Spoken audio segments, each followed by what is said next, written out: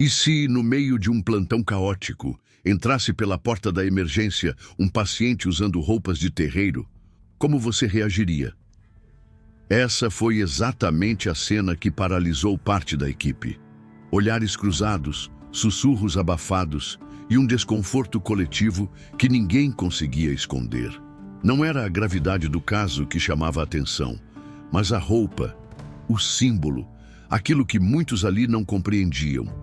De repente, o hospital, que deveria ser espaço de acolhimento e neutralidade, se transformou em palco de preconceito silencioso. Alguns desviavam os olhos, outros se afastavam, como se estivessem diante de algo proibido. O paciente, fragilizado e precisando de ajuda, parecia carregar nas vestes não apenas sua fé, mas também o peso do julgamento alheio. O que deveria ser apenas mais um atendimento se tornaria uma prova difícil. Até que ponto uma equipe de saúde está preparada para lidar com o que desafia suas próprias crenças? Naquela noite, o hospital estava em ritmo acelerado.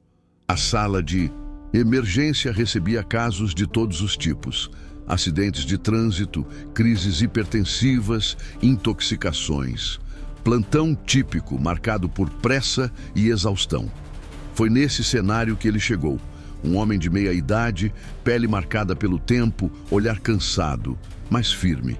O detalhe que o tornava diferente aos olhos da equipe eram suas vestes. Roupas brancas de tecido simples, adornadas com contas coloridas no pescoço e no pulso, símbolos inconfundíveis para quem já tivesse algum contato, mesmo superficial, com religiões de matriz africana.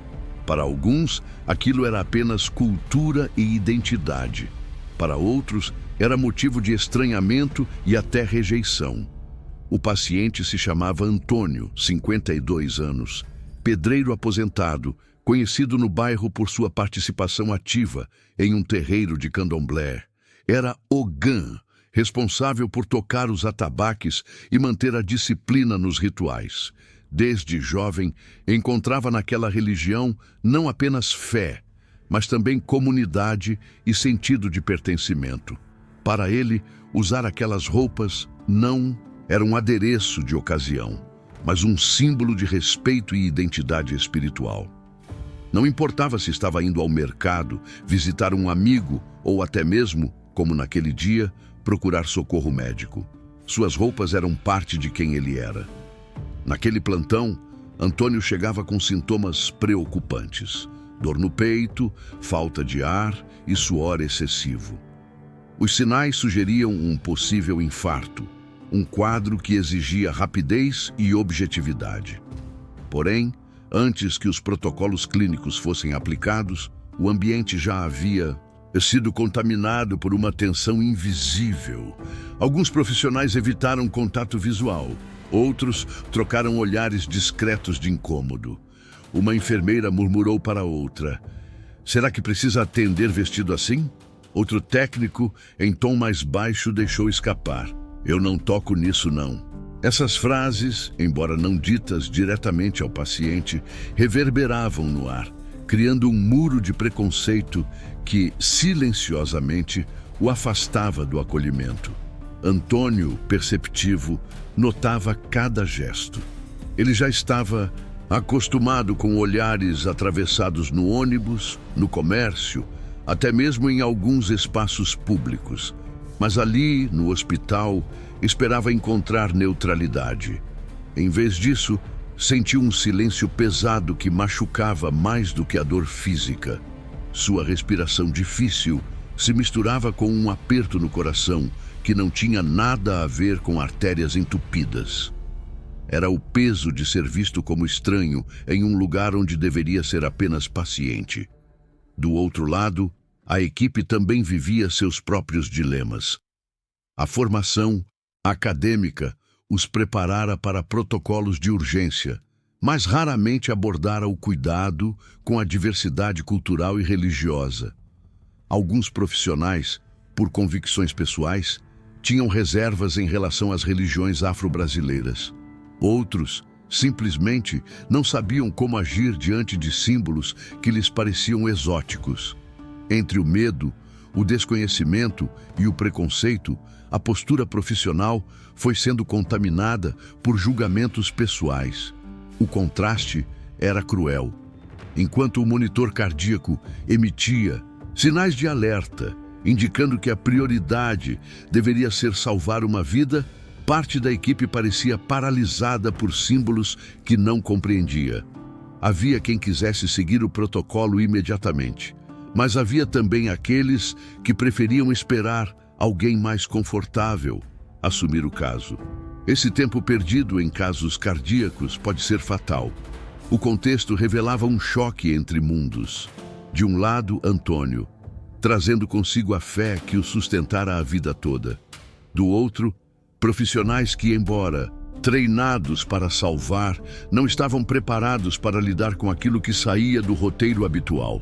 O encontro, que deveria ser clínico, transformou-se em confronto silencioso de valores, revelando como o hospital, espaço que simboliza acolhimento universal, ainda carrega limitações humanas diante da diversidade. Naquele instante, o que estava em jogo ia além do atendimento de emergência. Era a própria capacidade de uma instituição de saúde se mostrar verdadeiramente humana e imparcial. Afinal, quando a vida de alguém depende de você, o que deve pesar mais? O símbolo que ele carrega no corpo ou a fragilidade que pulsa no coração? A tensão começou a se manifestar ainda na recepção. Antônio, com a respiração ofegante e mãos levemente trêmulas, relatava seus sintomas de dor no peito e suor intenso.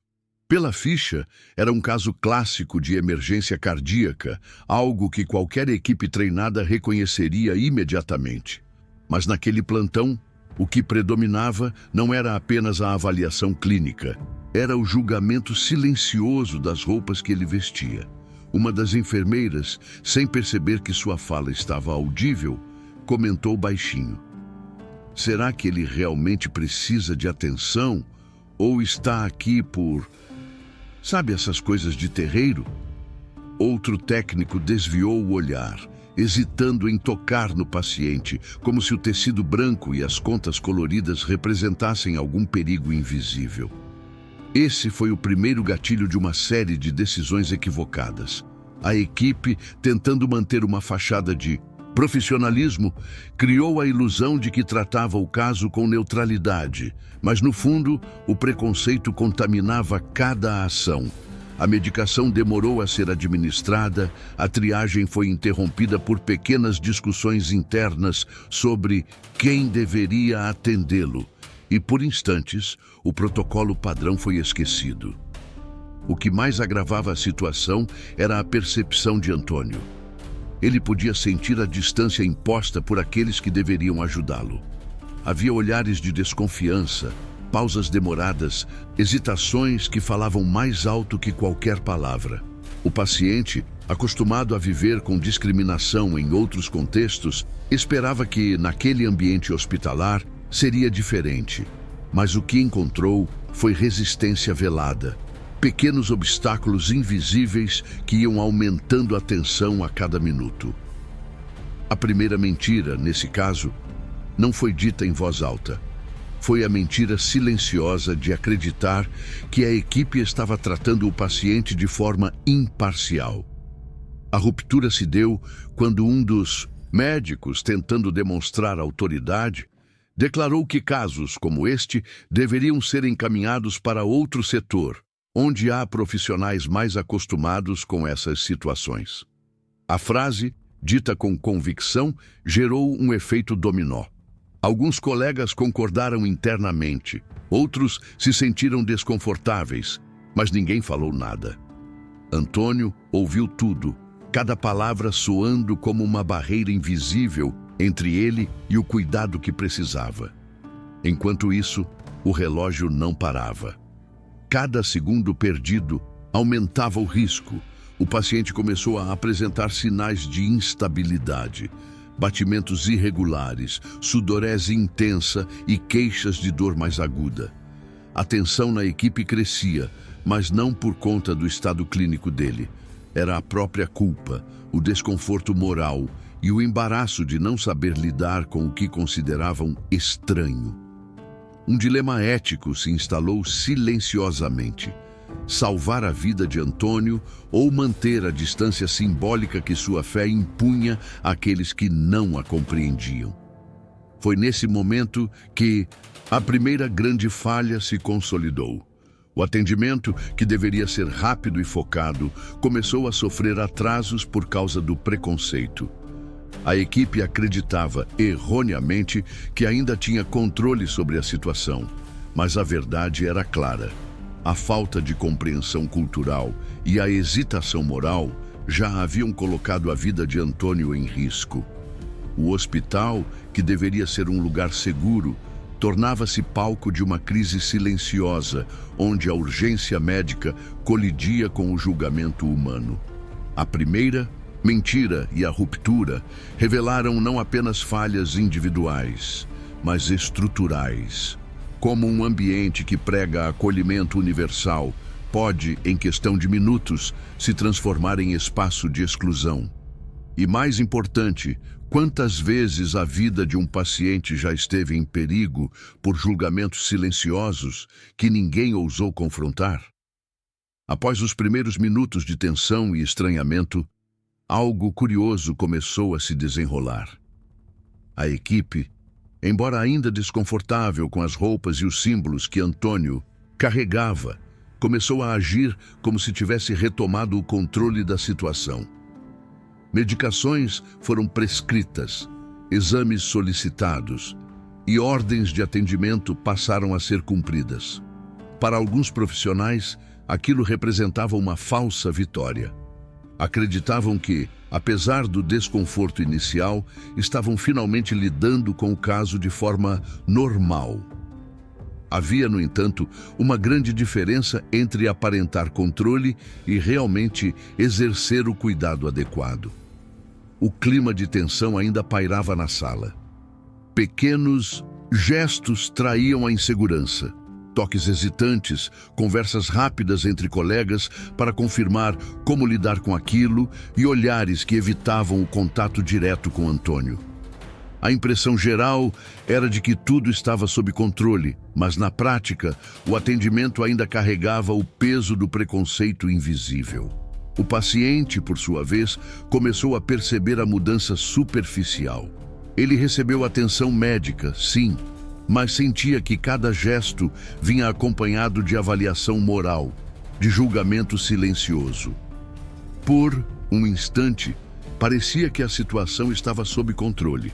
A equipe cumpria protocolos, os sinais vitais mostravam uma leve estabilização e o ambiente parecia menos hostil.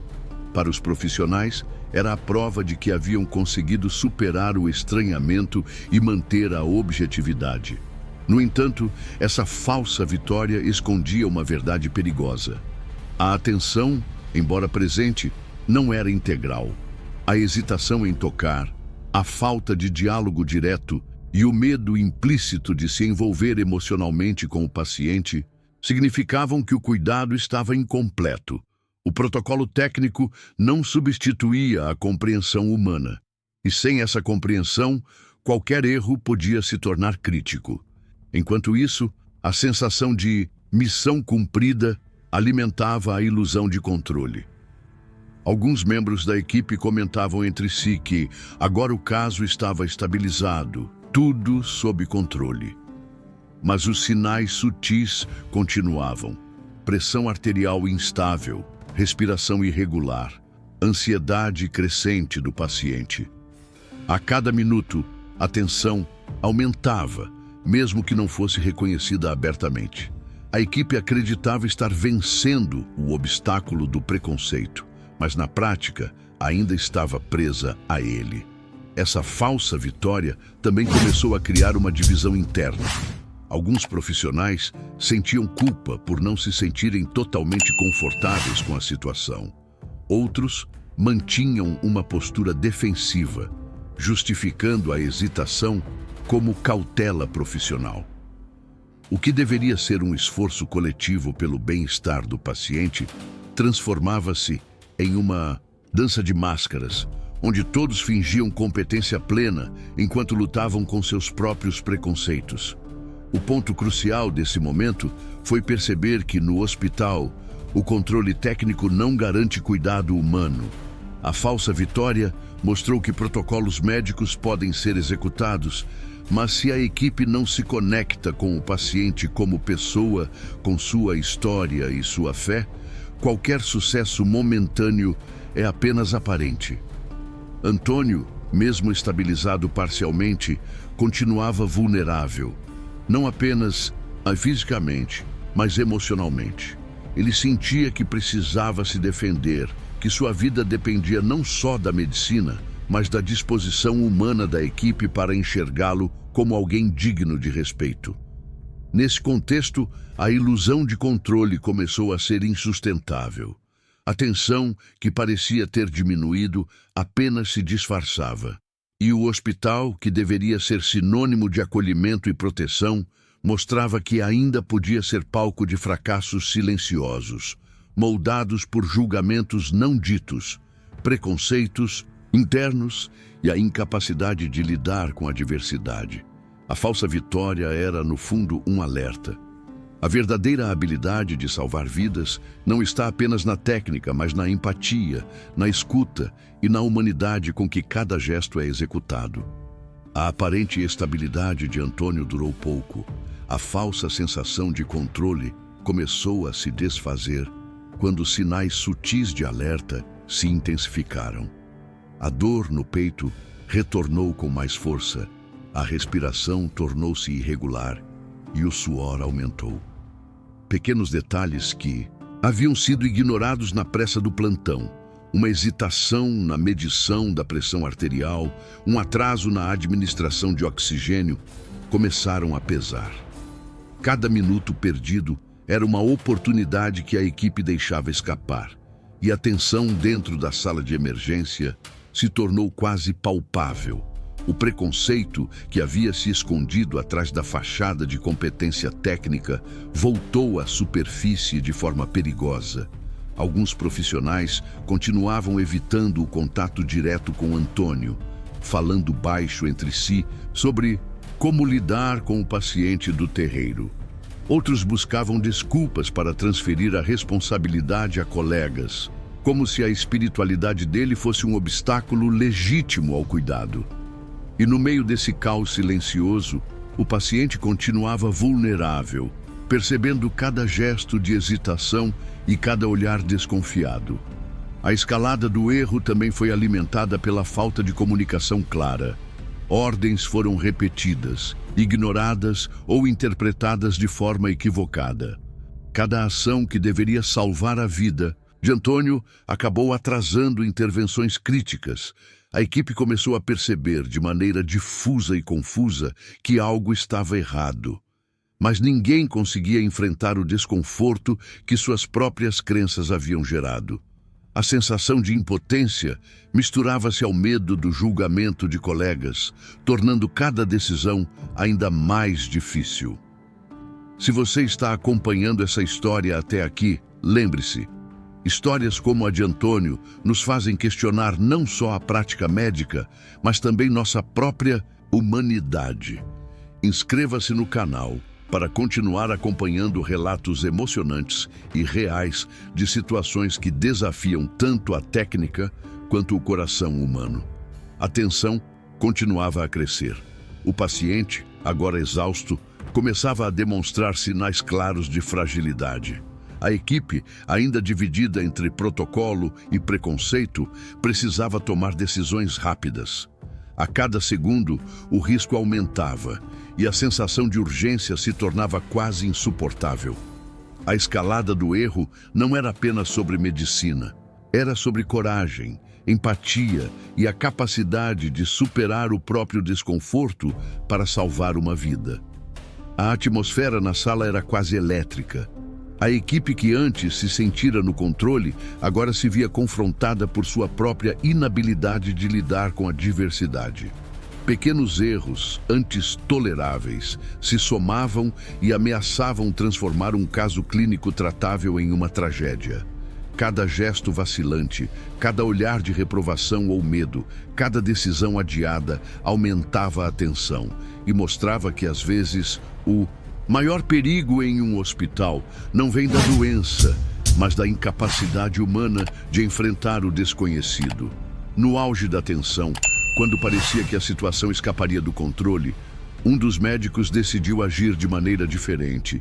Em vez de se prender às roupas e aos símbolos que carregava, ele se aproximou de Antônio e começou a ouvi-lo de verdade. A descoberta não veio de um exame ou de um protocolo, mas da escuta genuína.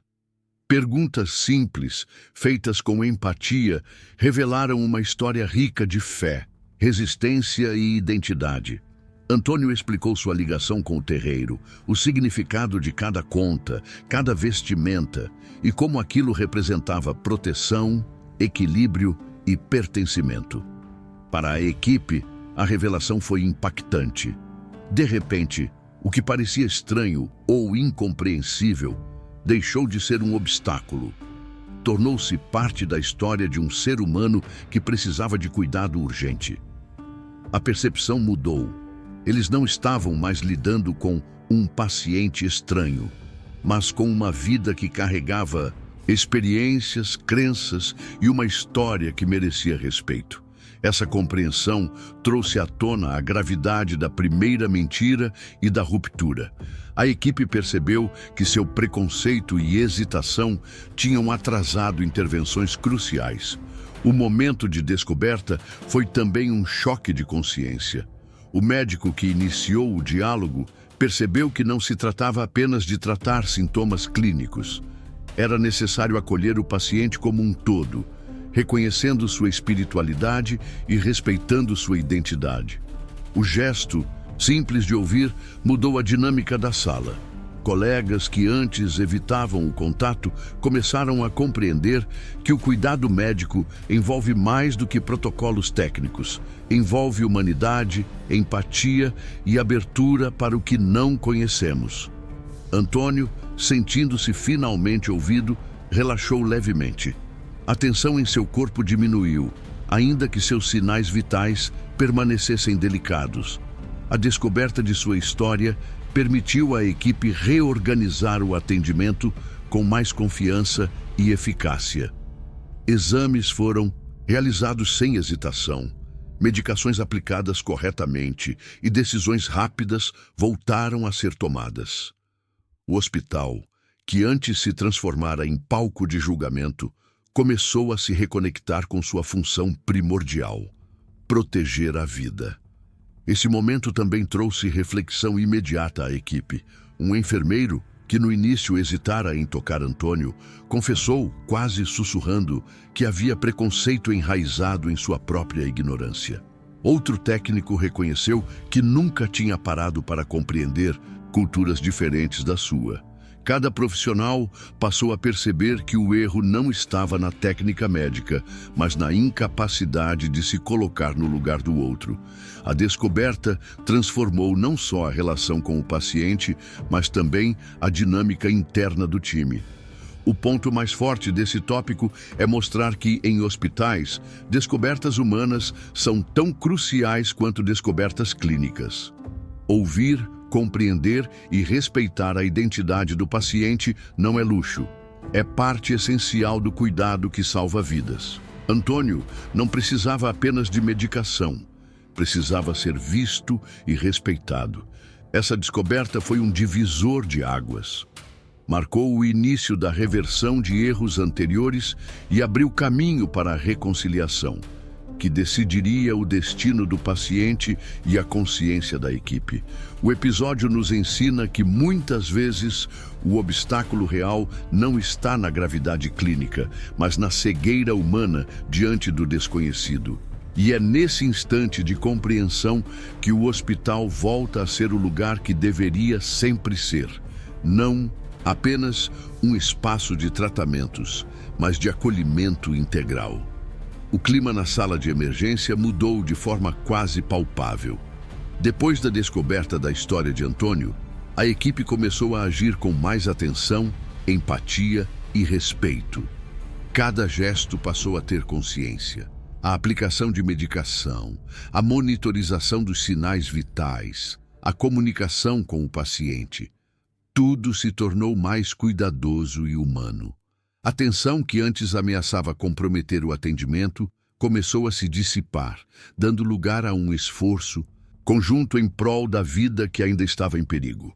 Antônio, sentindo-se finalmente acolhido, relaxou parte do corpo e começou a cooperar com os procedimentos médicos. A respiração ainda era difícil, mas a confiança na equipe aumentou. Essa confiança, embora silenciosa, foi crucial para o sucesso do atendimento. A equipe, por sua vez, começou a refletir sobre cada hesitação que tiveram anteriormente. Os atrasos, os olhares desconfiados, a relutância em tocar. Cada pequeno erro anterior agora se transformava em aprendizado.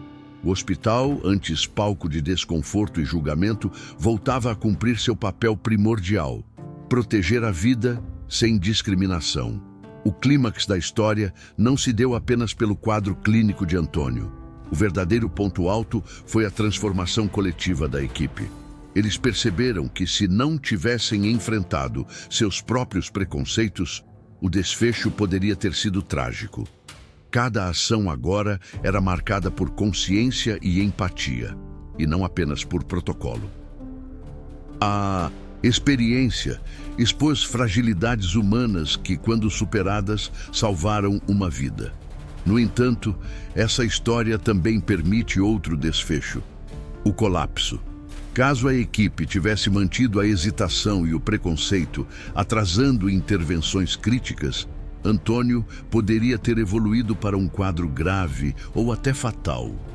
O hospital, mesmo equipado e preparado tecnicamente, se tornaria um espaço de frustração e arrependimento, evidenciando como o julgamento silencioso e a resistência cultural podem ser tão perigosos quanto qualquer condição médica. Essa dualidade entre reconciliação e colapso enfatiza a importância da reflexão sobre atitudes humanas em ambientes de alta pressão. O desfecho escolhido, a reconciliação, mostra que o respeito à diversidade e a capacidade de ouvir verdadeiramente o paciente podem reverter situações que pareciam perdidas. Antônio sobreviveu, mas a experiência deixou marcas profundas na equipe. Cada profissional passou a valorizar não apenas o conhecimento técnico, mas também a sensibilidade necessária para lidar com a complexidade humana. Aprenderam que não basta executar protocolos, é preciso enxergar o paciente como indivíduo com história, fé e identidade. O episódio encerra-se com uma sensação de aprendizado coletivo. A vida de Antônio foi preservada, mas a maior lição ficou para aqueles que participaram do atendimento.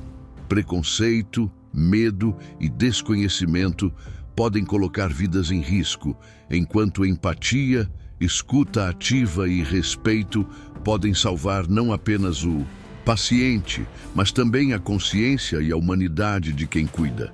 Essa experiência, por mais intensa que tenha sido, nos lembra que cada escolha importa e que a vida depende não apenas de protocolos, mas de como nos relacionamos com o outro. A história de Antônio não termina apenas com sua recuperação física. O que realmente fica é a reflexão sobre o papel da humanidade no cuidado. O hospital, com todos os seus protocolos, equipamentos e profissionais treinados, mostrou que técnica sem empatia é incompleta. É a capacidade de ouvir, compreender e respeitar a história do outro que faz a diferença entre salvar uma vida e apenas cumprir procedimentos. Cada hesitação, cada julgamento silencioso pode se transformar em um risco invisível e cada gesto de respeito pode ser decisivo. Para a equipe, essa experiência foi transformadora.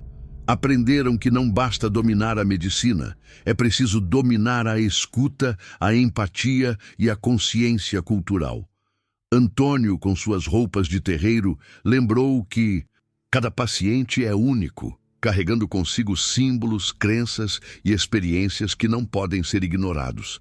A diversidade não é um obstáculo, mas uma parte fundamental do cuidado humano.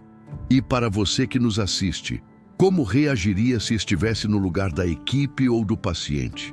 Seria capaz de colocar seus preconceitos de lado e enxergar a pessoa além da aparência, da fé ou da tradição? Essa história nos desafia a olhar para dentro e questionar. Quantas vezes julgamos antes de ouvir e quantas oportunidades perdemos por isso? Se essa história tocou você, se fez pensar sobre cuidado, respeito e humanidade, inscreva-se no canal, ative as notificações para não perder relatos reais que desafiam a técnica e o coração humano. E compartilhe com alguém que precisa refletir sobre empatia e diversidade. A vida nos ensina muitas vezes de forma intensa que o que salva não é apenas o conhecimento, mas a capacidade de enxergar o outro com humanidade. E você, está pronto para realmente enxergar?